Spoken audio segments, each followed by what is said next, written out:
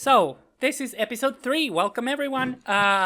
This is a very interesting episode because it's my favorite episode of Jennyffer. And it contains probably my favorite sequence that I ever made in all of Jennyffer. And we're gonna see it right now. And right off the start, we have a very interesting start because no cold open. Interesting. Which we had for the previous 2 parts of episode 10. So what else is going on?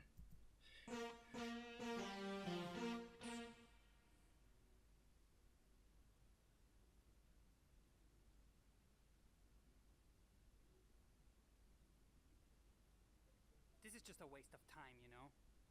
So I put on some makeup. You can immediately tell that the microphone gets a lot better here. Also, there's 2 things going on with 3 things going on with the psychologist, with the therapist. Thing number 1, she's based on how I look, which I think it's funny. I think it's very funny to put the author as the person trying to analyze their own character. I think that's a very funny position to put a self-insert into.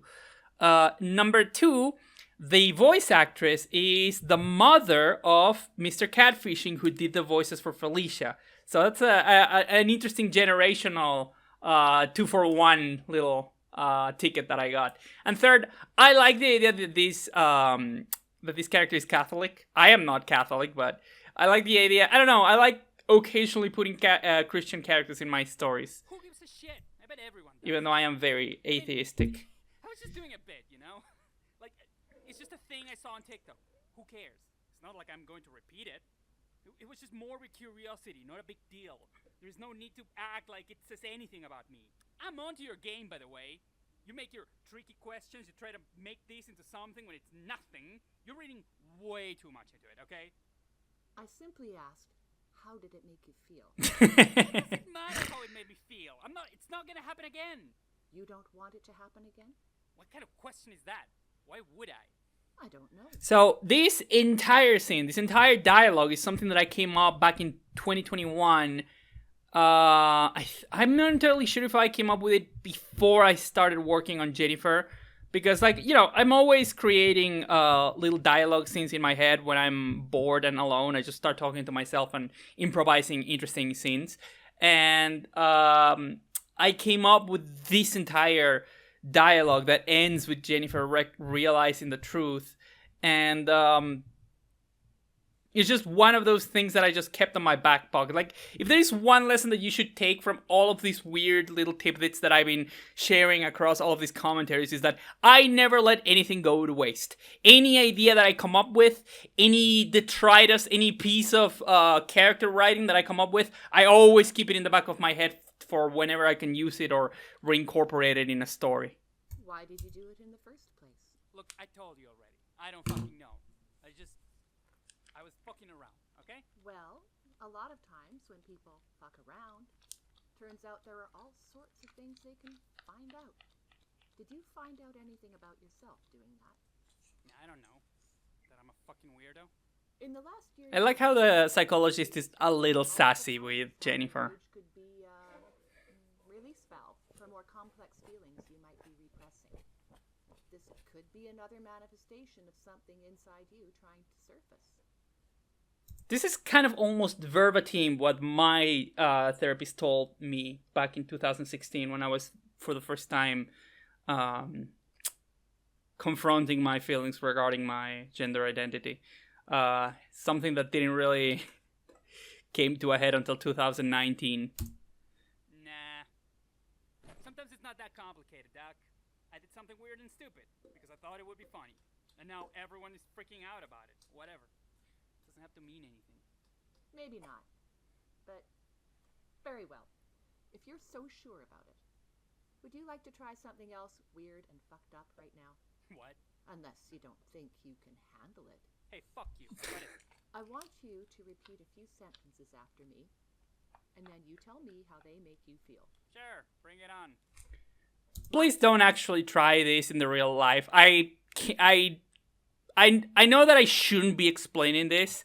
And I really hope that this is completely superfluous and redundant, and I don't need to actually be explaining this to you. But please don't actually attempt to do this as an attempt to, oh, maybe this is how you will discover who you really. Just don't. Go to an actual professional. Talk with your feelings with an actual trained therapist, okay? My name is John Jacob. My name is John Jacob. And Makes me feel annoyed. I prefer JJ. Sounds more badass. I am 13 years old. Hell yeah, I'm 13 years old. Makes me feel smug. Although I'm almost 14, you know. I am a boy. I am a boy. How does that make you feel? I don't know. Bored. Okay, final one. Try saying, I am a girl.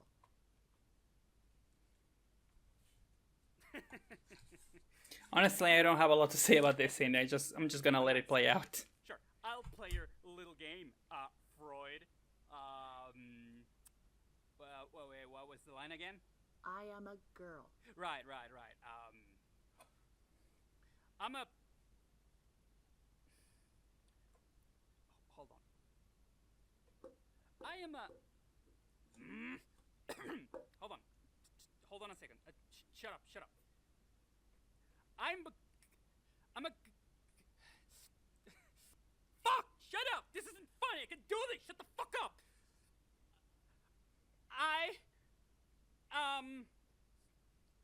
A girl. There. See? Are you happy? I said it. No big deal.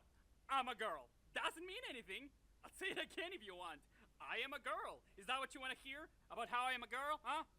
It's just words. Just fucking words. I am a girl. Big fucking deal. I'm a girl. Let's all hear again about how I am a girl, right?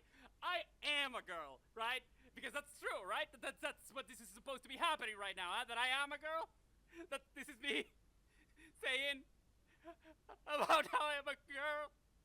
And It can actually be very hard. This was surprisingly emotionally hard to do. It was both emotionally hard to write, and it was, a little emotionally hard to act, because you have to, pretend that you're crying, and in order to do that, you kind of have to put yourself into a situation where your body feels the crying, and it feels genuine. And you actually feel the physical sensation of crying, and that can actually affect your emotions. But also, the thing that was surprisingly hard was editing this. It can actually be very hard to listen to yourself cry.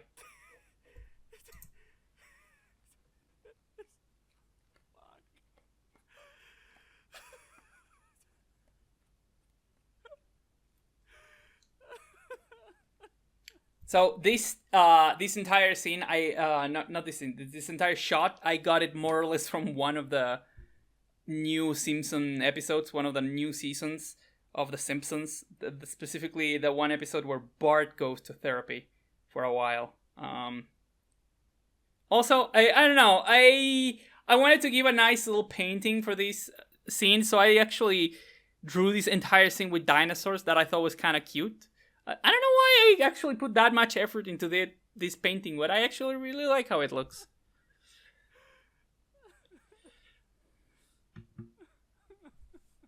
I like to think that the idea of the painting is that they're looking up at the sky to the meteor.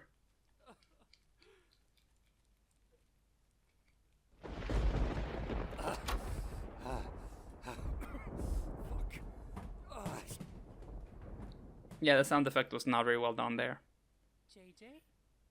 Hey, JJ, how did things go with the... So, there is a punchline to this scene. There is a very important punchline to this scene. And it's a punchline that I have been building up through the entire show. And if you already saw the episode, you know what the punchline is. But I have been peppering clues to this punchline all throughout the series. Like the way in which Felicia calls Jennifer's mom Mrs. Schmidt, or the way that we can see in the lapel in the military uniform of Jennifer's dad in episode 8 that his last name is Jingleheimer, or the way in which we can see in episode 9 in the kindergarten flashback that Jennifer introduces herself as JJ, or the way in which we know that one of those J's belongs to Johnny in episode 6 when Peter is masturbating.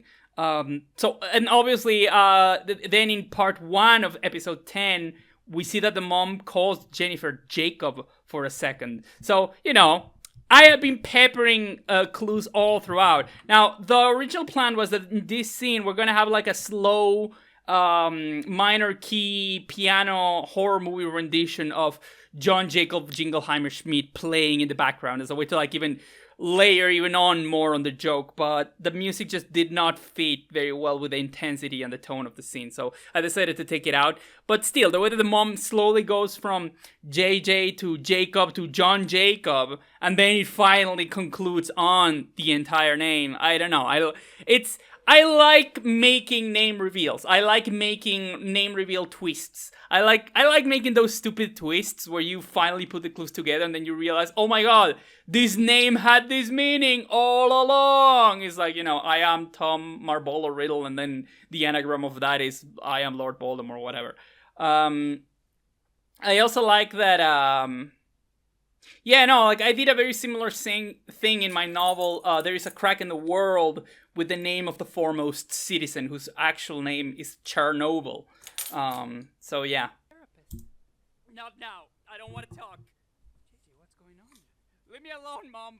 Wait, Jacob, you know you can talk to me. Shit. Fuck up.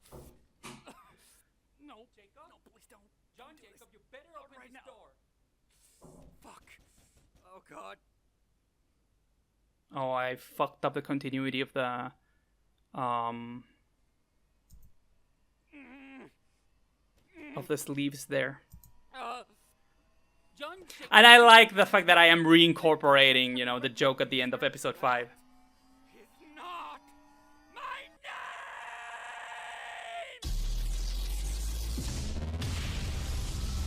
And I actually took care of saying that is not my name to the same beat of his name is my name too.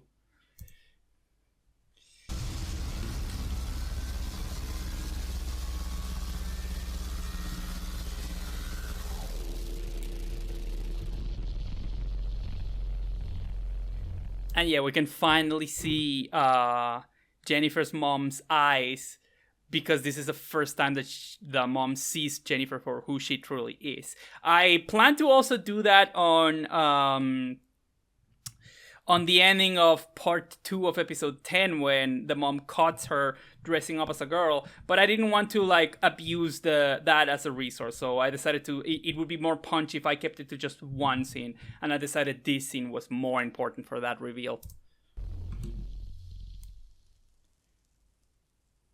And finally, we can see why she had to change the carpet of the room. My name is Jennifer. And we can finally see Jennifer's eyes as well. I like the fact that every time that we see Jennifer's eyes throughout these episodes are in moments where she, for a second, her actual gender feels poke out, and now we can finally see her real eyes.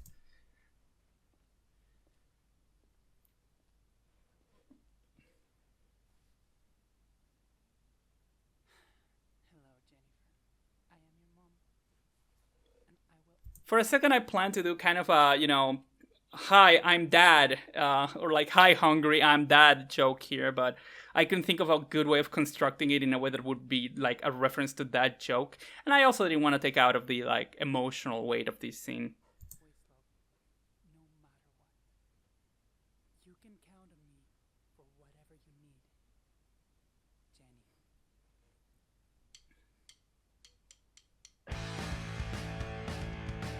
And this is my favorite section, goddamn.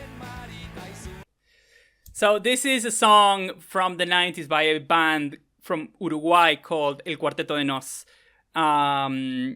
So the fact that it's from the 90s explains why the lyrics are so fucking wacky. Yeah, the song is a lot more ambiguous about whether it's talking about a gay person or a trans person, but also in the 90s, cis people had a lot more trouble distinguishing between both of those people. Like they thought, oh, it's basically the same thing, right? So the song kind of plays around with that idea.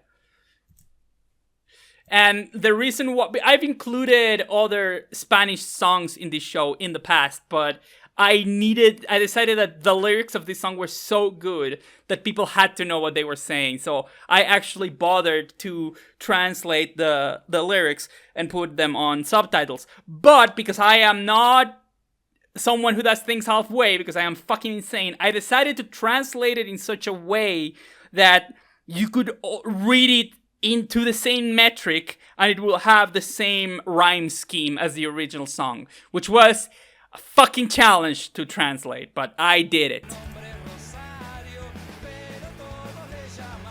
El putón del barrio con el comisario. El putón del barrio.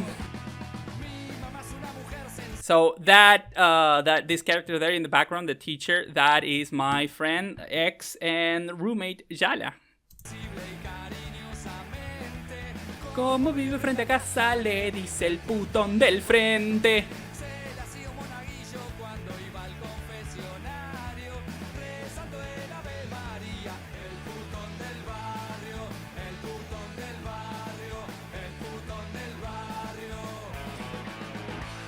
So here I am indicating that the actual faggot we may be talking about may not actually be Jennifer, but Peter.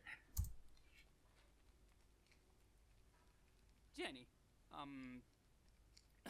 in this very special day, I wanted to congratulate you because you no longer have,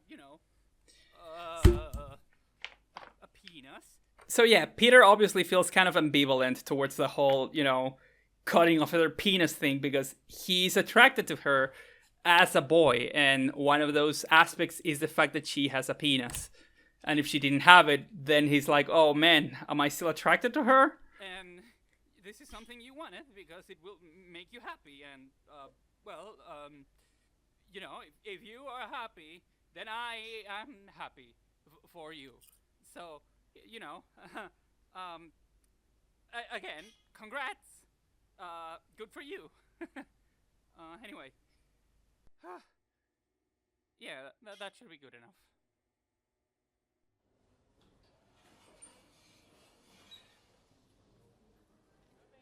Where she could have gone? No, I don't understand why she'd do this. So those are my friend. The voice actors for these two characters are my good friends Eric and Julie. They're two Discord friends that I have that I've been in a polycule with them for a while in the past. And they're very cool people. They're very funny people, but they're also very shy people. I've tried to get them to do voices for Jennifer in the past, and every time they'll be like, oh, we don't know if we can do it. Oh, we don't feel confident. Oh, this is the one time I finally managed them to actually do it. Also, the characters themselves are based on very old characters that I had from I want to say 2011, I think. I wrote a story called By Gender about a guy with the power to change sex at will. Kind of a Randman and a half situation. And I actually had a couple of comics with these two characters in my DeviantArt from 15 years ago. And again, because I never let anything go to waste, I decided to include them here. Hey, Jenny, surprise! I brought you Chuck. What?